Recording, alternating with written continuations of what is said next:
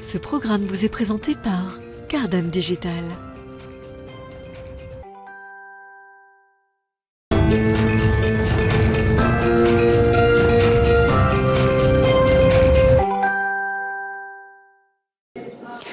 Bonjour à tous, Politique numérique, c'est un nouveau rendez-vous que je vous propose, un rendez-vous qui est entièrement consacré aux politiques numériques, aux politiques publiques numériques. Nous avons en plateau à la fois des experts de ce secteur, mais également des élus en charge de prendre des décisions de plus en plus complexe avec l'avènement du numérique. Et le premier sujet que nous allons aborder est celui des stratégies numériques et de la politique environnementale. Est-ce qu'on peut concilier les deux? Comment faire pour avancer sur ces sujets? Ce sera notre grand sujet de discussion. Cette émission, je la co-anime avec Laure Dumont, qui est facilitatrice en intelligence collective, parce que le concept aussi est innovant. C'est un concept de débat où l'on va laisser la parole beaucoup plus libre. On va être dans une écoute aussi très attentive. Laure Dumont, je te propose de nous expliquer comment va se dérouler cette émission.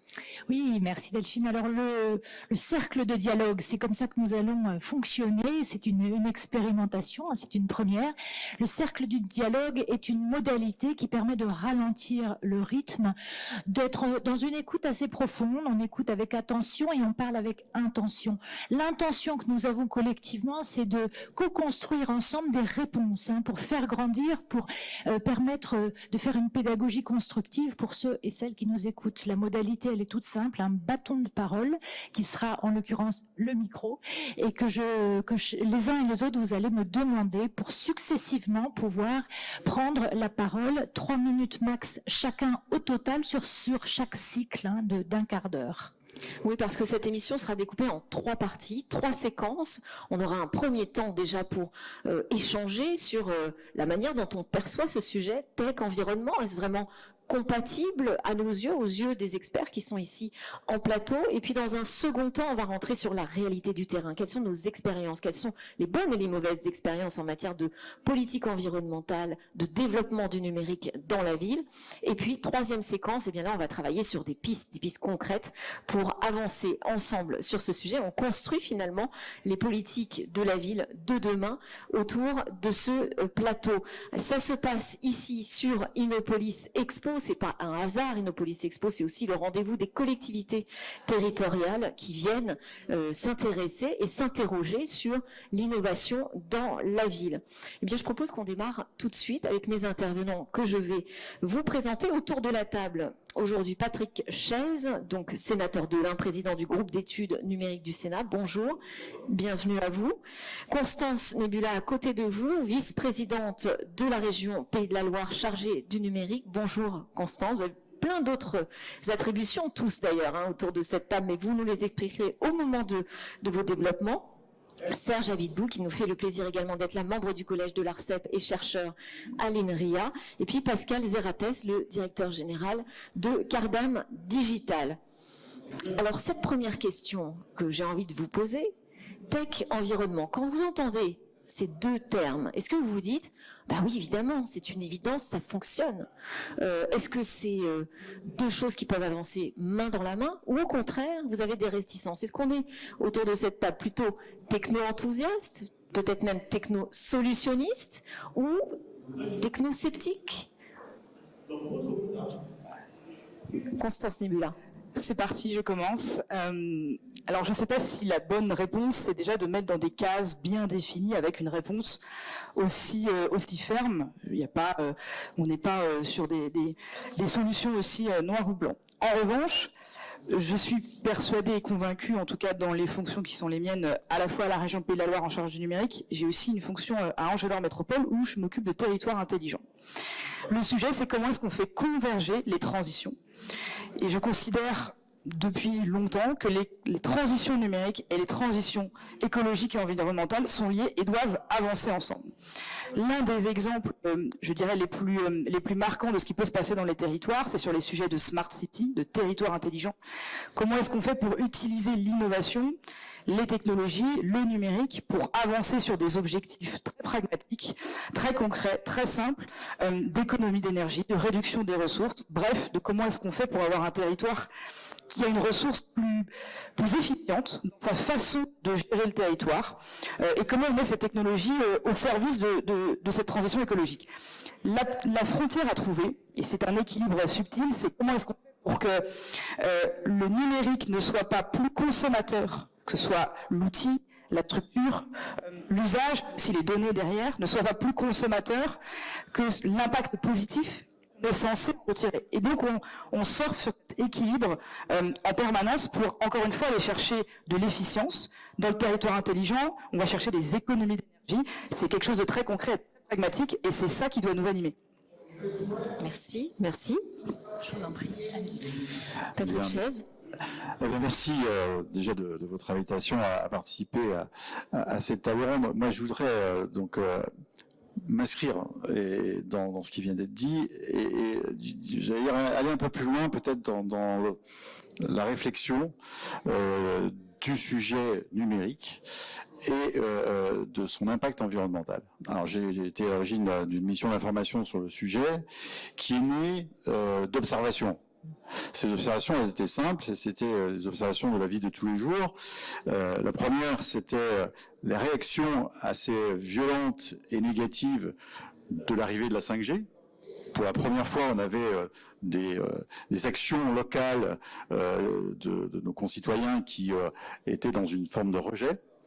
Et la deuxième, c'était la marche pour le climat, où j'ai pu traverser cette marche de façon tout à fait hasardeuse dans Paris. Et ce que j'ai pu remarquer, c'est que tous ces jeunes qui ont une démarche forte, qui sont un peu donneurs de leçons quelquefois sur l'environnement, en disant qu'on n'a pas fait assez, étaient tous avec leur smartphone en train de se filmer et de se projeter sur la toile. Et là, je me suis dit, mais très franchement, est-ce qu'ils sont conscients de ce qu'ils font ? Et là, il y a une question importante, c'est la prise de conscience collective. C'est pourquoi donc je disais que je m'inscrivais dans ce qui était dit, parce que je crois que si on veut que le numérique perdure, si on veut qu'il soit donc un outil utile à nos vies, eh bien il faut qu'on ait cette précaution. C'est-à-dire qu'il faut qu'à chaque fois qu'on utilise le numérique, à chaque fois qu'on va donc initier donc des projets, on ne pourra pas faire l'économie du bilan. Et il faudra que ce bilan soit effectivement positif et nous apporte justement des garanties sur l'impact environnemental. C'est pour moi quelque chose de capital et indispensable, et c'est même une question de survie. Peut-être justement, quel est ce bilan aujourd'hui? Quel est l'état des lieux sur ce numérique? Est-il responsable suffisamment? Alors, le bilan... Sage Abitboul. Oui, le bilan, ça va nous ramener un peu à la question. C'est un peu la question de M. Chaise. Et la question, c'est comment on optimise les effets positifs et comment vis-à-vis de l'environnement et comment on minimise les effets négatifs, le coût du numérique. Et pour ça, on s'aperçoit que c'est complexe. C'est compliqué, il faut des données. Donc l'ARCEP avec l'ADEME par exemple a fait toute une étude à récolter des données, ça continue.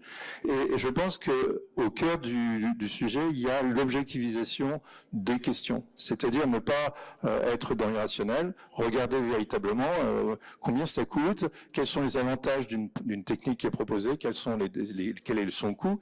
Et ça a besoin de données. Alors grâce en particulier à M. Chaise, on a la possibilité maintenant de récupérer des données. Les données sont un peu le cœur du réacteur pour arriver à faire des analyses en cycle de vie qui soient responsables. Et je vais conclure par un exemple. Vous avez mentionné la 5G. La 5G, c'est vraiment un cas d'école.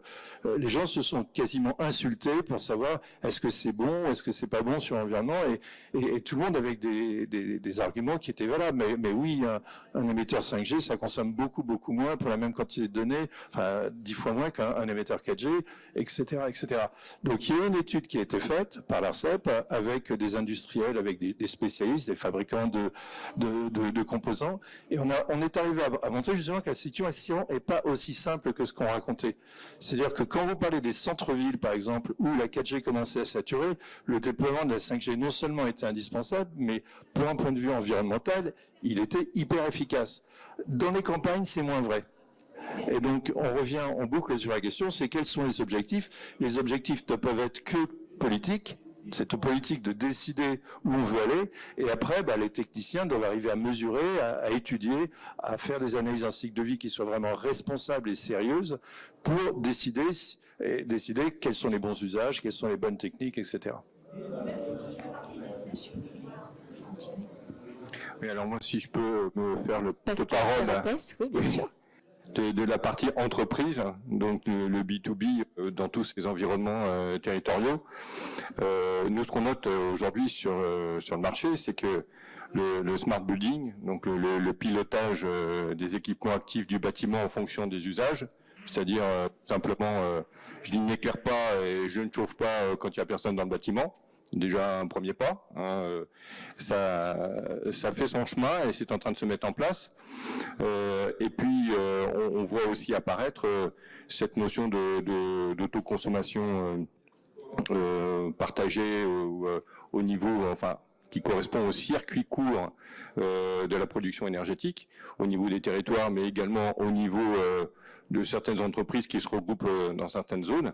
Donc concrètement, aujourd'hui, sans digital, c'est compliqué de faire des économies d'énergie. Moi, je vois pas comment d'ailleurs on pourrait piloter sans digital. Aujourd'hui, les technologies sont là. Quand on parle de chiffres, alors l'ARCEP légifère et collecte un certain nombre de données. Moi, j'ai un chiffre en tête, c'est que aujourd'hui, en termes de consommation énergétique, les data centers en France, c'est 2%. Le secteur tertiaire, c'est 43%. Et l'industrie, c'est 20%. Donc je pense qu'il y a matière justement à réduire cette empreinte énergétique. Déjà, faisons des économies. Et aujourd'hui, toutes les technologies sont là pour éviter justement de faire cette gabegie. Quand on traverse la Défense et qu'on voit encore tous ces bâtiments allumés à 23 heures, c'est quand même dommage de se dire que tous ces bâtiments vides sont énergivores. Il vous reste à chacun 1 minute, vous aussi monsieur, et 40 secondes. Constance Niemöller. Alors j'ai 1 minute pour vous dire que j'ai entendu parler d'un sujet qui m'intéresse beaucoup, qui est celui des données. Est-ce qu'on a besoin de ressources numériques et donc incluant les données pour mieux piloter la transition écologique? La réponse est oui. Et est-ce que l'utilisation de données, quand elle est pertinente, je parle bien d'une utilisation efficiente sur la question de l'usage et pas de volume de données, mais comment est-ce qu'on utilise mieux les informations dont on dispose? Est-ce que c'est un outil d'aide à la décision, et notamment pour les élus, un outil d'aide à la décision politique? La réponse est oui. Et si on optimise mieux aujourd'hui notre façon de travailler avec les données, d'utiliser les données, c'est selon moi aujourd'hui le meilleur outil possible pour envisager des politiques environnementales qui sont basées sur du concret, sur des besoins et qui sont adaptées au territoire. Oui, peut-être en complément, pour donner des chiffres, comme on est sur le côté état des lieux, dans les travaux de la mission que j'ai pu mener, on a pu démontrer qu'effectivement, le poids de l'empreinte environnementale du numérique dans sa globalité, pas exclusivement les data centers, c'était 2% en fait de l'empreinte globale, mais que dans les projections qu'on pouvait faire en considérant qu'on restait sur une dynamique constante d'ici 20 ans, c'est-à-dire échéance 2040, puisque l'étude date déjà de 3 ans, on arrivait à 7% de l'empreinte environnementale globale. Alors ces chiffres-là, ça paraît peu. Pour les rendre plus pertinents, il faut les comparer avec notamment le poids de l'empreinte du trafic aérien, qui est aujourd'hui de 4,7% et qui apparaît pour tout à chacun comme étant quelque chose d'énorme. Le trafic aérien, c'est quelque chose qui est donc ciblé comme étant donc un point d'économie substantiel, si on écoute aujourd'hui les experts. D'où en fait cette pertinence à vouloir donc maîtriser ce coût environnemental du numérique afin de ne pas le rendre, j'allais dire, un petit peu compliqué dans l'acceptabilité. Merci aux précisions importantes. Après, ce qu'on met derrière l'empreinte du numérique, qu'est-ce qu'on met derrière? Parce que là, on parle de data center, mais le numérique, ce sont aussi des produits, du matériel, des ressources rares. fabrication. Oui, alors, tout à fait. Il y a plusieurs fronts. Il y a le front de l'énergie, il y a aussi le front des ressources matérielles, comme vous dites. Comme il ne reste pas beaucoup de temps, je vais juste pointer sur un rapport de l'ARCEP, un autre rapport de l'ARCEP et de l'ADEME, qui essaie de faire une projection, essentiellement pour répondre un peu à ce que disait le sénateur Chaise, sur si on ne fait rien, combien ça coûte. Et ça, on peut le mesurer et ça fait un peu peur. Donc, c'est sûr que les politiques devront nous amener dans une trajectoire et donc on commence à investiguer qu'est-ce qu'on peut faire.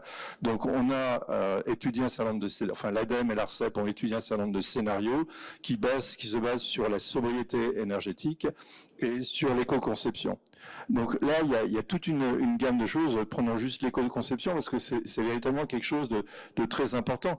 Donc l'éco-conception, ça peut être l'éco-conception d'applications, de services, pour qu'ils soient moins énergivores, mais c'est aussi l'éco-conception de matériel, de terminaux par exemple, pour faire qu'ils soient plus facilement réparables, qu'ils puissent durer, parce qu'on a véritablement mesuré que c'est une part considérable dans le problème, une partie considérable de l'empreinte carbone et des besoins de matériaux dont vous parliez.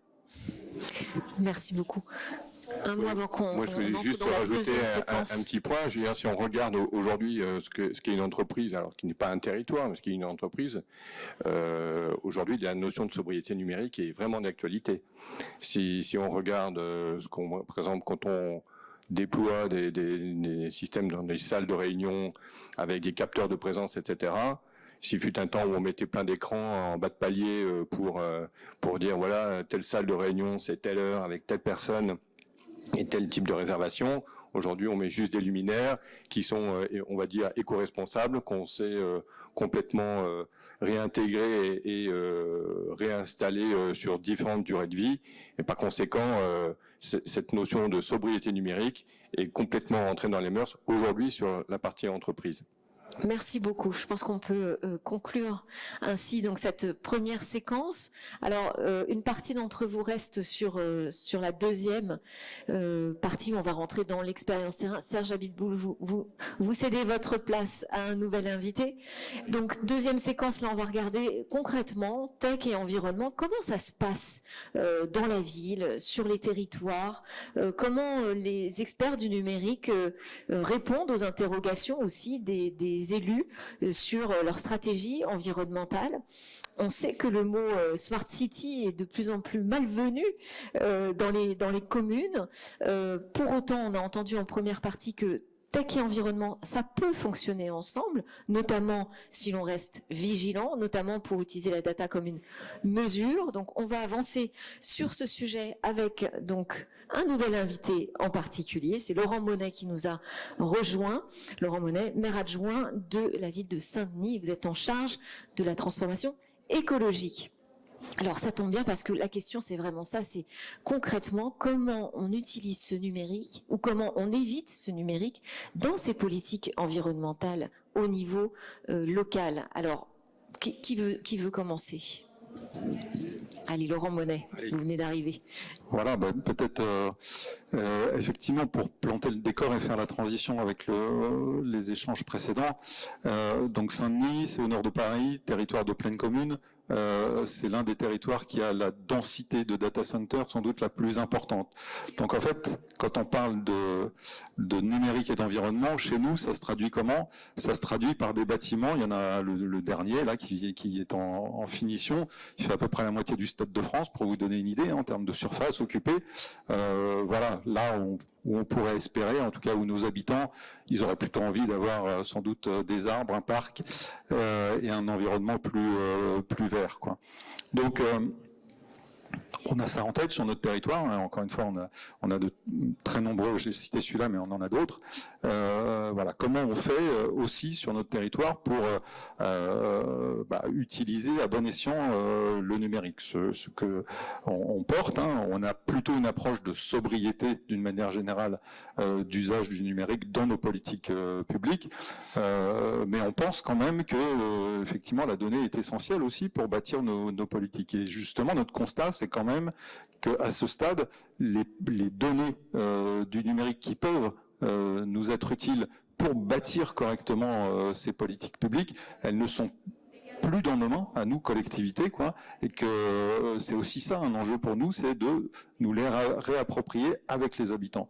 Et c'est pour ça qu'on porte un projet actuellement qui est soutenu par la Solidéo, puisque dans le cadre de notre projet olympique sur le territoire, on porte un projet d'assistant numérique, en quelque sorte, qui va venir conseiller des éco-gestes à nos habitants, des éco-gestes de proximité, puisqu'on a un tissu d'acteurs locaux très dynamique autour des questions environnementales, mais qui ne sont pas assez visibles et pas assez forcément valorisés, quoi. Et donc cet outil numérique qu'on est en train de développer s'appuiera aussi sur une monnaie locale écologique et viendra donc amplifier l'activité locale et surtout avec une gouvernance de la donnée qui sera multipartite, portée d'une part par la collectivité, mais aussi par les habitants, par les acteurs que j'ai évoqués de la transformation écologique du territoire. Donc ce point, il nous semble essentiel, c'est-à-dire redonner de la confiance aussi.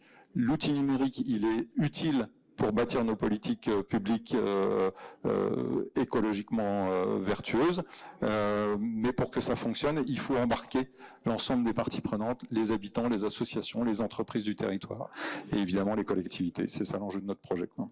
Oui, cette question de la gouvernance de la donnée, comment ça se passe sur votre territoire ?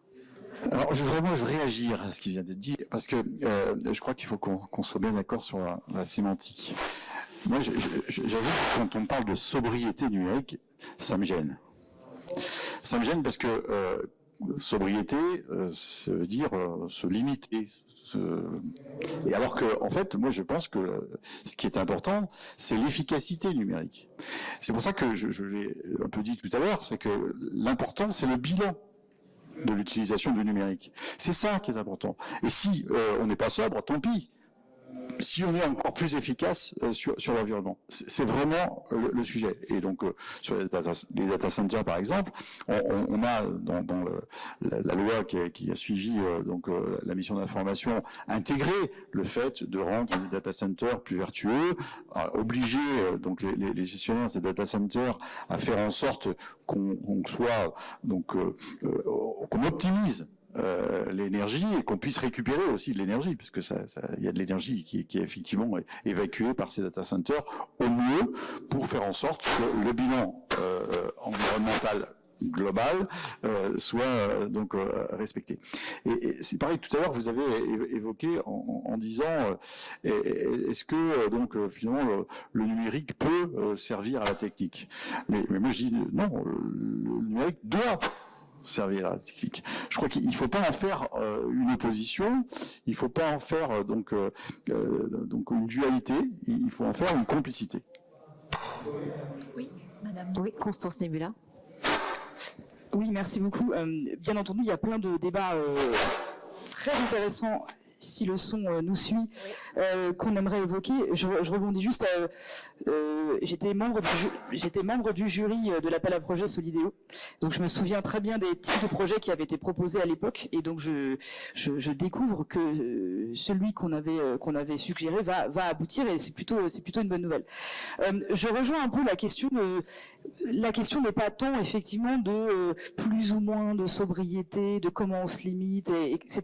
C'est vraiment, en tant que territoire, la question c'est l'usage et quelle est la finalité en tant que service public que l'on propose aux habitants pour finalement avoir le seul et même objectif. On a peut-être des méthodes différentes, mais on a un seul et même objectif, c'est la qualité de vie. Et comment est-ce qu'on fait pour, à la fois en tant qu'élu, donc en tant que responsable devant prendre des décisions, on fait pour bien gérer notre territoire, faire des économies d'énergie, faire des économies financières, parce qu'il faut quand même se souvenir qu'on doit faire plus avec moins, avec une exigence de plus en plus importante de la part de nos administrés qui, bien entendu, s'attendent à avoir un bon service public de qualité et une qualité de vie en ville, puisqu'on est quand même de plus en plus nombreux dans les territoires, urbains. Mais si on essaye vraiment on a vraiment un problème de son. Ouais. Si on essaye vraiment de rentrer dans le concret de l'expérience terrain, on a la loi Rennes sur les feuilles de route pour un numérique responsable. On en est où? Comment ça s'applique?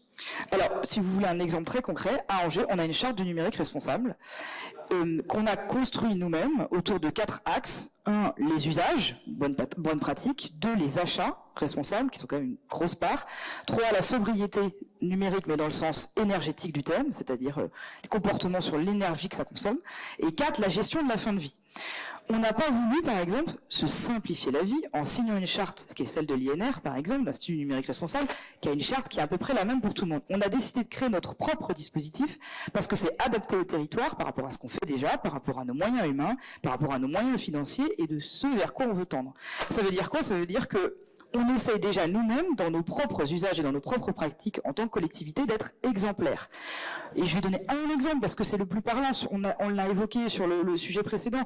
Le matériel, aujourd'hui, c'est l'impact le plus fort. Et je ne parle pas que d'impact carbone, puisque le numérique responsable, ça n'est pas que l'impact carbone. C'est aussi l'utilisation des matériaux, des métaux, des minerais, un certain nombre de choses, et puis la consommation électrique in fine.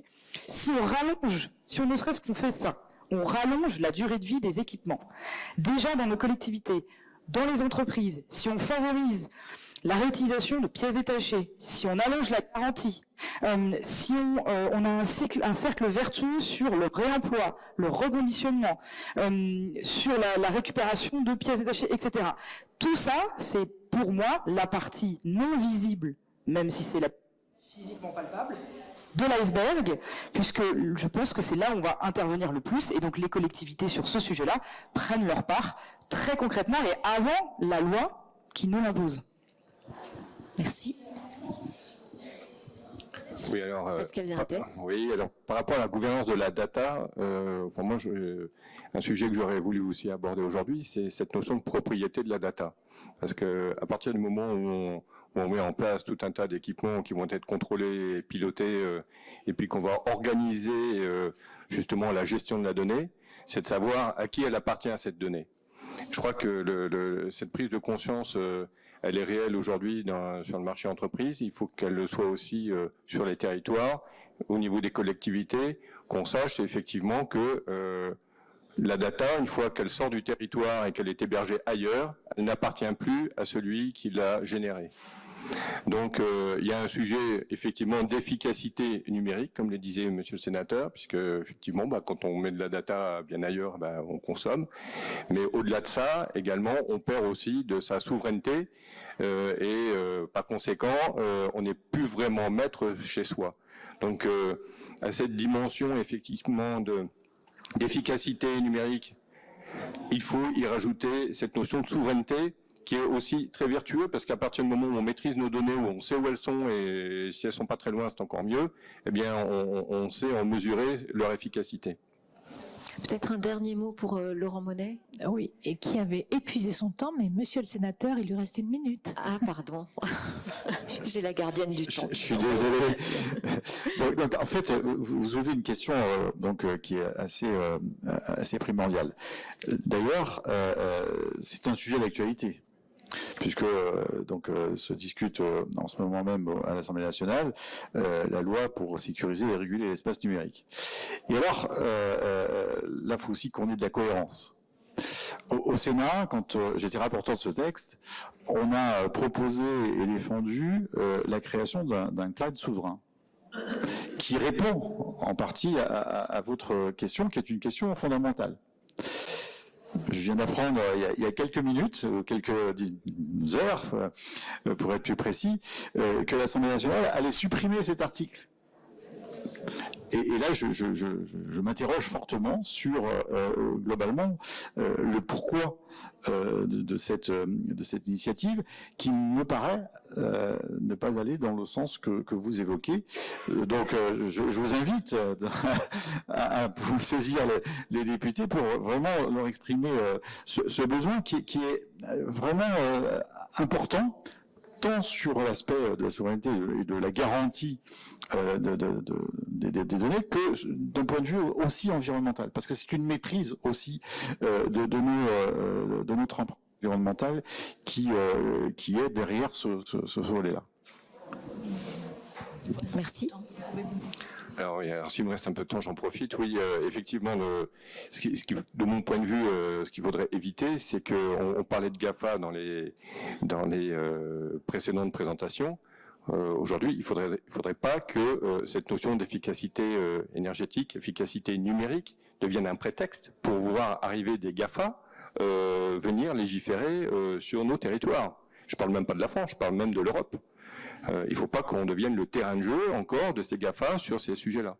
Donc voilà, pour l'avoir vécu dans d'autres secteurs d'activité, voilà, que ça ne devienne pas sur le Smart City et le Smart Building, tout simplement. Merci beaucoup. Justement, on va avoir un représentant de la Data Governance Alliance qui va participer à la 3e séquence. Merci beaucoup. Patrick Chess, sénateur de l'Ain, vous devez nous quitter, président du groupe d'études numériques du Sénat. Constance Nebula également, vice-présidente de la région Pays de la Loire, chargée du numérique. Et Laurent, cette 3e séquence va nous permettre, avec de nouveaux invités, d'avancer sur le sujet. Là, vraiment, l'objectif, si vous le voulez bien, c'est qu'on sortent ensemble quelques pistes, quelques solutions pour progresser sur cette transformation numérique accompagnée d'une transformation écologique. Je vous présente donc nos nouveaux invités pour cette séquence. Emmanuel François, président de la Data Governance Alliance. For Smarter Citizen, ça tombe bien, on essaye d'être plus smart et on est diffusé sur la chaîne Bismart en plus aujourd'hui. Bienvenue à vous.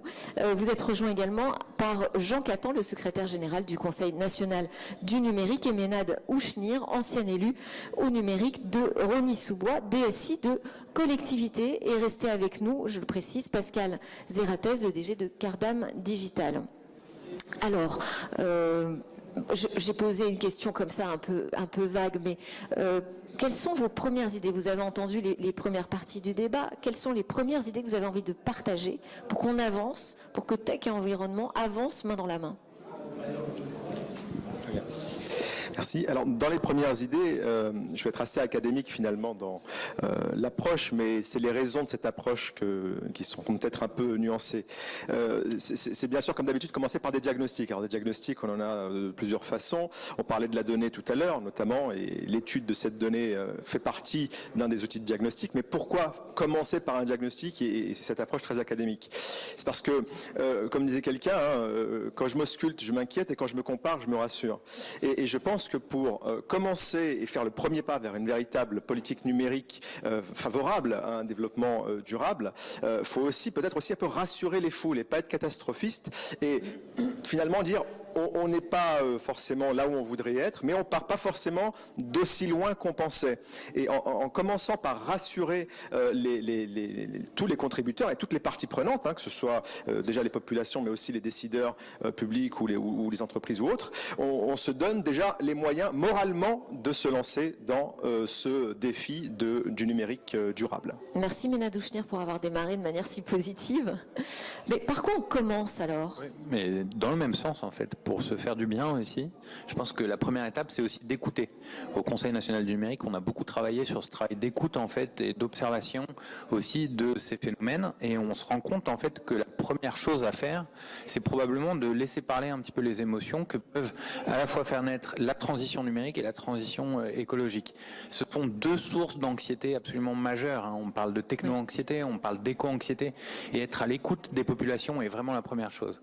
Et en fait, on se rend compte que ces espaces existent parfois. Il y a des mairies notamment qui se mobilisent un peu partout en France, mais vraiment faire apparaître ce mouvement-là qui est en fait une nouvelle branche de la démocratie et une richesse inépuisable. J'imagine qu'on y reviendra dans un deuxième tour de parole, mais c'est ce qui permet réellement de faire dégager les solutions optimales en matière de construction des services numériques. Merci Jean Catan. La Data Governance Alliance. Oui, alors merci pour cette invitation, je suis très honoré. Juste pour rappel, il y a 12 ans, j'avais créé la Smart Building Alliance, for Smart Cities, dont l'objectif était de préconiser non pas l'outil pour collecter les données, et donc de promouvoir une infrastructure unique pour collecter les données avec un cadre de référence qui est sorti, qui devient porté au niveau France et Europe, qui s'appelle Ready to Service. Mais au-delà de ça, effectivement, il y a le sujet de la donnée. Parce que, effectivement, ce qui est important, c'est déjà d'avoir une seule infrastructure pour X services et non pas une infrastructure pour un service. Aujourd'hui, si vous allez dans un bâtiment, vous avez une infrastructure pour un service, l'éclairage, la sécurité, etc. encore. Et dans les villes, c'est pareil. Et donc maintenant, on dit à l'ère du numérique, c'est une infrastructure pour X services. Elle est IP. Et maintenant, le deuxième point, c'est la gouvernance des données, c'est-à-dire que ces données, elles doivent être non pas dans le cloud de X acteurs qui offrent des services, elles doivent être locales, elles doivent faire partie d'un commun numérique et elles doivent être partagées avec des conditions de partage. C'est fondamental. Si on ne va pas vers ça, effectivement, on sera dans un numérique qui sera irresponsable et avec aucune adhésion avec le citoyen. Et pour ça, nous avons à la Data Governance Alliance, qui est une jeune organisation, déjà une proposition qui s'appelle la charte Data for You. C'est un engagement en 10 points pour tout acteur qui traitera des données d'un tiers. Tout acteur qui traitera des données d'un tiers devra se prévaloir d'être Data for You, c'est-à-dire que les données, elles sont partagées, les données, elles sont prises, elles sont utilisées suivant des conditions, suivant un contrat, et en aucun cas elles vont être utilisées à des fins commerciales sans que l'usager le soit au courant. C'est fondamental et je pense que si demain, effectivement, tous les acteurs portent cette charte, ce sera un grand pas. Et pour finir, j'ai un mot, on peut faire, grâce à ça, du high data et du low tech. High data, low tech.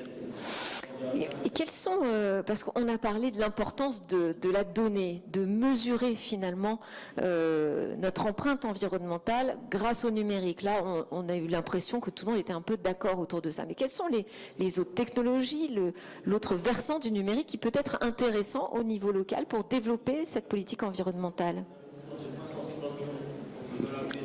Tout à l'heure, Emmanuel évoquait donc ces fameuses plateformes uniques que l'on a développées au sein de la SBA pour piloter les bâtiments. Donc, Cardam Digital propose ce type de plateforme. Moi, je pense que en termes de technologie, aujourd'hui, on a tout ce qu'il faut pour le faire au niveau du territoire. On a tout ce qu'il faut pour faire de l'autoconsommation collective. On a tout ce qu'il faut pour travailler sur la mobilité, faire du partage de charges entre parking privé et parking public, et donc faire en sorte que tout cela nous aide au quotidien. Par contre, il y a une chose qu'il faut vraiment avoir en tête dans cette notion de transition numérique et transition énergétique, c'est que la notion de souveraineté est centrale. Donc tu évoquais tout à l'heure le fait que effectivement l'individu devient cyber, il doit avoir des droits au niveau du cyberespace. Eh bien, c'est exactement ça. Je veux dire, c'est le danger, effectivement, c'est que tout ce qu'on va pouvoir générer comme données, tout ce qu'on va pouvoir utiliser pour piloter, pour partager notre quotidien, pour faire en sorte que notre quotidien soit meilleur, que le parcours du citoyen soit meilleur, eh bien, il faut que cette donnée soit gérée en local, par le territoire qui opère cette zone et que par conséquent donc ce ne soit pas fait ailleurs par d'autres personnes qui pourraient penser d'une autre manière. Voilà, tout simplement. Jean Catan. Oui. Et même on peut prolonger un petit peu la réflexion et se dire que finalement l'utilisateur peut être à la fois le producteur de la donnée mais aussi son contrôleur et qu'il a au son service des infrastructures qui peuvent l'aider en ce sens. On n'est pas obligé de penser la centralisation à chaque fois que l'on pense des infrastructures comme vous l'avez dit uniques. Au contraire, on peut donner beaucoup plus de maîtrise à l'utilisateur. Et de là en fait s'ouvrent des champs démocratiques même absolument immenses. Quelle contribution peut avoir le citoyen dans la construction d'une compréhension commune par exemple, moi j'aime bien cet exemple du bruit dans les villes, par exemple. On peut tous être des générateurs d'informations, en fait, sur le bruit qui nous entoure. Il y a une dimension environnementale très forte. On peut être mis en contribution de ça. Et on peut devenir acteur de la démocratie en étant contributeur et pas seulement en étant invité à la délibération publique de manière assez distante. Donc ça, c'est vraiment une chose qui est absolument fondamentale. Et puis aussi, je reviens un petit peu là-dessus pour reboucler et terminer, mais sur cette phase d'écoute sur les besoins de la population, c'est assez simple finalement, mais même quand on pense le site d'une mairie, je veux dire, c'est quelque chose d'absolument fondamental. On avait une élue donc de Val-de-Loire, je crois, ici. Par exemple, la région Centre-Val-de-Loire a créé un conseil régional du numérique. C'est une démarche absolument intéressante pour accueillir la parole citoyenne dans la conception des services et du coup, pour les techniciens ensuite, ajuster l'offre vraiment à la mesure. Je pense qu'il y a beaucoup de services aujourd'hui qui sont développés malheureusement un petit peu en vain et peu utilisés, qui sont source d'angoisse, d'incompréhension, de décalage avec la population. Voilà, réinstaurons du dialogue dans la construction aussi des services. Oui, Monsieur Schnir. Oui, je voulais juste rajouter un point et peut-être un tout petit peu nuancer les propos relatifs à ces questions dites de souveraineté et d'indépendance et autres. Parce que il y a, et c'est ça que j'espère apporter ici, le principe de réalité, la vraie vie, le terrain et la réalité du cadre réglementaire et technologique qui nous entoure. Très concrètement, je pense, et maintenant depuis quelques années, que la souveraineté numérique en tant que telle, c'est une notion très relative, ou je dirais même qui n'existe pas, puisqu'on a tous dans nos poche des smartphones, on est entouré d'appareils dont ne serait-ce que les matières premières, pour ne parler que du matériel, viennent de partout, sont montées partout, sont importées. Et donc la souveraineté en tant que telle et cette forme d'indépendance, pour moi, est quelque chose de fantasmé. Donc gare à ne pas importer dans le monde du numérique des combats qui sont davantage, j'ai envie de dire, politiques, voire géopolitiques dans certains cas. En revanche, et c'est bientôt donc les élections sénatoriales ce dimanche et les européennes l'année prochaine, c'est le contrôle justement des acteurs extra-européens qui viendraient vouloir conquérir ce marché doit aussi se faire par le cadre légal qu'on crée. C'est-à-dire qu'à un moment, il s'agit d'avoir dans la loi les moyens pour nous, décideurs et acheteurs publics, d'exiger des choses. Je prends un exemple très pragmatique et très opérationnel sur la réparabilité du matériel. On ne demande que ça, dans ma collectivité ou ailleurs, d'être en capacité de pouvoir réparer le matériel et l'utiliser. Bon, si demain le Code des marchés publics venait nous aider en imposant, par exemple, aux entreprises d'avoir des indices de réparabilité sans quoi elles ne pourraient pas nous vendre quoi que ce soit, et ben là, forcément, vous verrez que ces fabricants vont adapter tout d'un coup et par magie, si j'ose dire, au pragmatisme économique, car c'est au choix, leur offre pour avoir du matériel réparable. Ça pourrait être la même chose pour les services numériques de cloud. On peut imposer effectivement qu'ils soient hébergés sur le territoire européen et beaucoup d'éditeurs font désormais cet effort maintenant que c'est dans la loi. Hein. Pareil, magie ou pragmatisme, je vous laisse choisir. Et ainsi de suite. Donc forcément, le principe de réalité étant que en tant que décideur public ou acheteur public, on est aussi en attente d'avoir un cadre légal et réglementaire qui facilite ces exigences-là, nous, en tant que pouvoir adjudicateur. Donc, des pistes qui passent par la réglementation, mais ça, je pense qu'on en explore aussi déjà beaucoup en ce moment. Est-ce qu'il y a d'autres pistes que vous souhaitiez faire ressortir ? Très rapidement. Mais vraiment rapidement, oui. Eh bien, en fait, je vais m'inscrire un peu en faux par rapport à ce qui a été dit. Parce que l'Internet, le numérique, n'a que 40 ans. Et sur l'échelle de l'humanité, c'est rien. Vous voulez reparler de la gouvernance et de la question de la souveraineté ? En fait, parce que moi, je voulais qu'on avance sur le sujet. Mais ce que je voulais juste dire, c'est qu'aujourd'hui, il faut aller vers une gouvernance de subsidiarité. C'est le principe de subsidiarité qui est dans la Constitution française et la Constitution européenne. Et ce principe de subsidiarité, si on l'applique au numérique, et c'est possible, on l'a vu ce matin avec les boucles locales d'énergie, par exemple, eh bien, on inverse complètement le modèle qui est vicié à la base du numérique, puisqu'il est basé sur du gratuit. On inverse ce système et on regagne de la souveraineté. C'est la souveraineté. Emmanuel François, juste merci beaucoup. Mais juste, on arrive vraiment au terme de l'émission. Peut-être comment on avance pour faire du numérique soutenable ?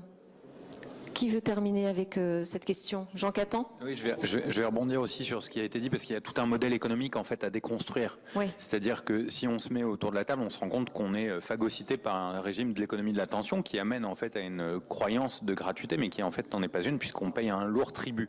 Et ce lourd tribut, il peut être aussi environnemental, puisque en fait c'est très dur de résister soi-même à l'appel permanent en fait de publicité d'un cadre structurel de notre architecture sociale qui est finalement gouverné par cette économie de l'attention. attention, et donc de la publicité personnalisée. Donc on aura beau faire beaucoup d'efforts à notre niveau individuel, et il faut en faire, et on a vu, ne serait-ce que cet hiver, que les efforts individuels pouvaient apporter beaucoup de choses, donc il faut bien sûr continuer sur cette voie-là, mais résister dans une structure qui va dans l'autre sens, c'est à nous rendre fous. Et je crois qu'une part importante de la techno-anxiété et de l'éco-anxiété que l'on vit aujourd'hui vient précisément de cette injonction contradictoire. Donc si on ne la résout pas en amont, on aura énormément de mal à agir. Merci beaucoup, merci à tous. Emmanuel François, président de la Data Governance Alliance for Smarter Citizens, merci beaucoup pour vos interventions et l'importance du sujet de la souveraineté. Jean Catan, secrétaire général du Conseil national du numérique, merci aussi pour votre mot de la fin qui rassemble tout le monde. Ménad Ouchnir, ancien élu au numérique de Rosny-sous-Bois, DSI de collectivité, vous étiez très concret avec Pascal Zerates, également DG de Cardam Digital. C'était Politique Numérique, merci à tous de nous suivre. On était sur Innopolis Expo, ce rendez-vous qui rassemble les collectivités autour de cette question d'innovation dans la ville, et on est diffusé sur Bismart. Je remercie beaucoup Laure Dumont d'avoir mis de l'intelligence collective autour de ce débat très innovant dans son format pour un format de débat télévision, et merci aussi à Jonathan Smadja qui nous a aidé à préparer cette émission, comme les équipes de production autour de Reynald Kertin, et voilà, merci à tous de nous suivre sur Bismart. À très bientôt. Ce programme vous a été présenté par l'UNIMEV, l'Union française des métiers de l'événement.